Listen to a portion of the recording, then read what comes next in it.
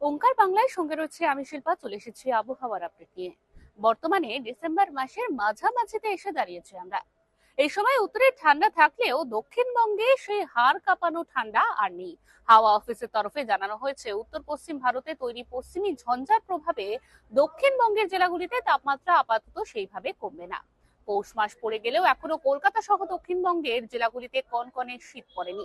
আলিপুর আবহাওয়া দপ্তরের বিশেষজ্ঞরা জানাচ্ছেন, দিনের বেলায় জলীয় বাষ্পপূর্ণ বাতাস দক্ষিণ পূর্ব দিকে ঢুকে পড়ছে। উত্তরের হাওয়া সেই পূবালি বাতাসকে বাধা দিতে পারছে না, যার ফলে শীত জাঁকিয়ে পড়ছে না দক্ষিণবঙ্গে। পশ্চিমী ঝঞ্ঝার প্রভাব পুরোপুরি ভাবে না কাটা পর্যন্ত দক্ষিণবঙ্গে আর পারদ নামবে না বলে জানাচ্ছে হাওয়া অফিস।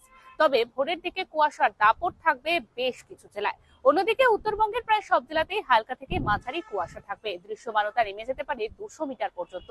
দার্জিলিং এর সর্বনিম্ন তাপমাত্রা এই মুহূর্তে এসে দাঁড়িয়েছে 5 ডিগ্রি সেলসিয়াসের আশেপাশে। এরকমই আরো অন্যান্য খবরের আপডেটের জন্য অবশ্যই চোখ রাখুন ওঙ্কার বাংলা ডিজিটালে।